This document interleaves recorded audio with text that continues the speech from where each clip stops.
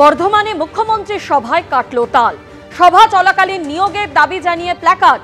মুখ্যমন্ত্রীর বক্তব্যের মাঝেই প্ল্যাকার্ড তুলে ধরলেন কয়েকজন চাকরি প্রার্থী। প্ল্যাকার্ড দেখাতেই বিরক্ত মুখ্যমন্ত্রী থামিয়ে দিলেন বক্তৃতা।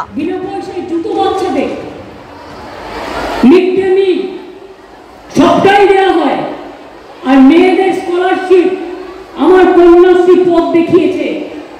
যে কন্যাশ্রী সারা পৃথিবীতে 1 নম্বর সম্মানে ভূষিত হয়েছে, কন্যাশ্রী মেগা পদে, যা দেখে সারা পৃথিবী আজকে চিন্তা করছে। কি হয়েছিল জানতে কথা বলবো আমাদের প্রতিনিধি কমল কৃষ্ণদের সঙ্গে। কমল কৃষ্ণ, ঠিক কি পরিস্থিতি তৈরি হয়, যারা সেই সময় প্ল্যাকার্ড দেখান তাদের ঠিক কি দাবি ছিল? দেখো সোনালী, তোমাকে প্রথমেই বলি যে আজকে বর্তমানে মিউনিসিপ্যাল হাই স্কুলে মুখ্যমন্ত্রীর প্রশাসনিক সভা ছিল। সেই প্রশাসনিক সভা থেকে পূর্ব এবং পশ্চিম বর্ধমানে বেশ কিছু প্রকল্পের উদ্বোধন করেন মুখ্যমন্ত্রী এবং পাশাপাশি বেশ কিছু পরিষেবাও প্রদান করেন। এবং মুখ্যমন্ত্রী যখন আজকে বক্তব্য শুরু করেছিলেন, এই শুরু করার ঠিক মাঝপথে তখন দেখা যায় যে কয়েকজন চাকরি প্রার্থী তারা কিন্তু হঠাৎ করে প্ল্যাকার্ড তুলে ধরে দর্শক আসন থেকে। এবং সেই প্ল্যাকার্ডে যেটা লেখা ছিল যে দীর্ঘ বঞ্চিত প্রাথমিকে নতুন নিয়োগে মাননীয় মুখ্যমন্ত্রীর হস্তক্ষেপ চায়, পাশাপাশি নতুন প্রাথমিক শিক্ষক নিয়োগ চায়। এবং তাদেরকে যখন আমরা জিজ্ঞাসা করছিলাম তখন তারা যেটা জানাচ্ছিল যে তারা 2022 সালে টেট পরীক্ষায় উত্তীর্ণ হয়েছেন এবং তারপরে তাদেরকে বলা হয়েছিল যে 50,000 শূন্যপদ আছে এবং শূন্য পদে নিয়োগ করা হবে। এবং তাদের যেটা এখন দাবি যে অবিলম্বে সেই শূন্য পদে নিয়োগ করা হোক। এবং তারা 2022-এ পাশ করার পর টেট পরীক্ষায় আজকে 2025 সালে আগস্ট মাস এবং তাদেরকে অবিলম্বে নিয়োগের বিজ্ঞপ্তি জারি করা হোক। এবং এই জন্যই তারা আজকে প্ল্যাকার্ড নিয়ে এসেছিলেন এবং মুখ্যমন্ত্রীর হস্তক্ষেপ চাইছেন এবং মুখ্যমন্ত্রীকে অনুরোধ করছেন যাতে তাদের এই নিয়োগ প্রক্রিয়া অতি তাড়াতাড়ি সম্পূর্ণ হয়। এবং দেখা গেল যখন মুখ্যমন্ত্রী বক্তব্য রাখছেন, সেই বক্তব্যের মাঝখানে যখন তারা কয়েকজন চাকরি প্রার্থী যখন পোস্টার তুলে ধরলেন এবং তার কিছুক্ষণ পরেই কিন্তু মুখ্যমন্ত্রী বক্তব্য থামিয়ে দিলেন। এবং বক্তব্য থামিয়ে দিয়ে তিনি দেখলেন যে প্রচুর মানুষ সামনে দাঁড়িয়ে আছেন এবং তারা কারা জিজ্ঞাসা করলেন বেশ কিছুক্ষণ বক্তব্য থামার পর। এবং তারপর পুলিশ কর্মীরা এলেন। সেই সময় প্ল্যাকার্ড তুলে ধরলেন চাকরি প্রার্থীরা এবং যার জন্য বেশ কিছুক্ষণের জন্য মুখ্যমন্ত্রী তার বক্তব্য থামিয়েও দিলেন। ছবিগুলো পরে তুলতে পারেন তো, আগেও তো এসেছিলেন আপনারা, আগে তুলতে পারতেন। প্লিজ দয়া করে আমাকে মিটিংটা চালাতে দিন।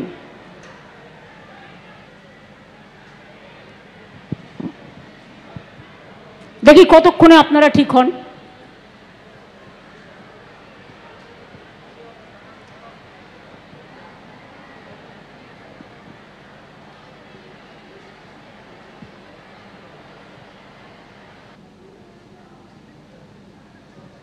তারপর যদি কেউ আরো করতে চায় 10 লক্ষ টাকার স্মার্ট কার্ড আছে তাদের জন্য। ছবিগুলো পরে তুলতে পারেন তো, আগেও তো এসেছিলেন আপনারা, আগে তুলতে পারতেন। প্লিজ দয়া করে আমাকে মিটিংটা চালাতে দিন।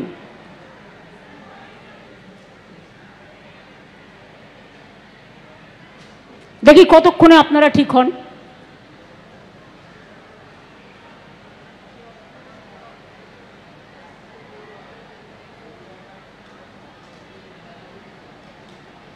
আরো একবার কথা বলবো কমল কৃষ্ণকে, আমাদের সঙ্গে টেলিফোনে রয়েছেন। কমল কৃষ্ণ, সেই সময় মুখ্যমন্ত্রী মমতা বন্দ্যোপাধ্যায় তিনি এই সমস্ত চাকরি প্রার্থীদের উদ্দেশ্যে আবেদন জানান যে সভা যাতে চালাতে দেওয়া হয়, ঠিক কতক্ষণের জন্য এই পরিস্থিতি তৈরি হয়েছিল যখন প্ল্যাকার্ড এভাবে তুলে ধরলেন চাকরি প্রার্থীরা?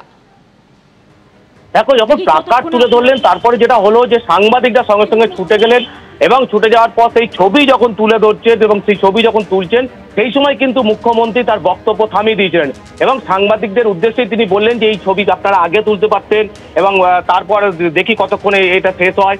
এবং এই সমস্ত বলার পর তারপর সাংবাদিকরা কিন্তু সরে আসার পর তারপর তিনি আবার বক্তব্য শুরু করলেন। এবং এখানেই শেষ নয়, এই প্ল্যাকার্ড হাতের পর মুখ্যমন্ত্রী চলে যাওয়ার পর তারপরে যেটা দেখা গেল যে 20 থেকে 25 জন চাকরি প্রার্থী তারা যখন বাইরে বেরিয়ে এলেন তখন একজন পুলিশ কর্তাও এলেন এবং পুলিশ কর্তা তাদের কাছ থেকে জানতে চাইলেন যে তাদের দাবি কি বা তাদের সমস্যা কি।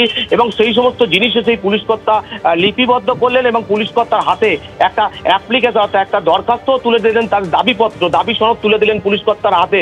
এবং এই পর্যন্ত কিন্তু আমরা দেখতে পেয়েছি।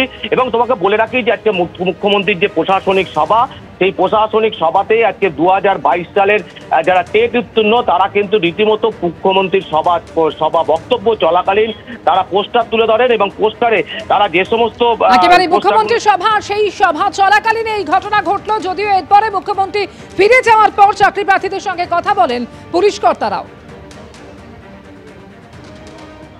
মাননীয় মুখ্যমন্ত্রী আমাদের বার্তা দিন যে 2022 টেটের নোটিফিকেশন দেওয়ার জন্য আমরা বার্তা চেয়েছি। তোমরা কি 22 সালে পাস করেছিলে? হ্যাঁ স্যার। কোথায় বাড়ি তোমাদের? আমাদের এই পূর্ব বর্ধমান জেলাতেই বাড়ি। কোথায় কোথায়? আমার খণ্ডঘোষে বাড়ি। খণ্ডঘোষে বাড়ি। খণ্ডঘোষ ব্লক। কি লেখা ছিল প্লাকার্ডে? প্লাকার্ডে লেখা ছিল যে মাননীয় মুখ্যমন্ত্রী প্রাথমিক নোটিফিকেশন দিন এবং আমাদেরকে বার্তা দিন যে নোটিফিকেশন আসুক সেই বার্তা দিন। 23 সালের 10ই ফেব্রুয়ারি আমাদের রেজাল্ট দিয়েছে, কিন্তু এখনো পর্যন্ত আমরা নিয়োগ পাইনি। এক্ষেত্রে আমরা ওই জন্যই মাননীয় মুখ্যমন্ত্রীর কাছে এসেছিলাম।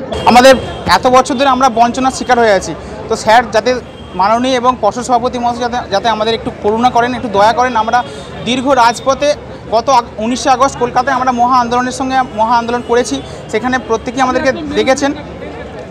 আমরা চাইছি যে খুব তাড়াতাড়ি যাতে আমাদের নোটিশ প্রকাশ করা হয় এবং আমরা যাতে সেই ইন্টারভিউটুকু দিতে পারি। অর্থাৎ বর্ধমানের সভায় যখন মুখ্যমন্ত্রী মমতা বন্দ্যোপাধ্যায় বক্তব্য রাখছিলেন তখনই প্ল্যাকার্ড তুলে নিয়োগপত্রের দাবিতে তারা বিক্ষোভ দেখান এবং তারা জানান যে নিয়োগ দিন মুখ্যমন্ত্রী মমতা বন্দ্যোপাধ্যায়। সেই প্ল্যাকার্ডে লেখা ছিল 2022-এর টেটে নিয়োগ দিতে হবে। আর সেই প্রসঙ্গে স্থানীয় তৃণমূল নেতৃত্বের কি বক্তব্য রাখব? সরকার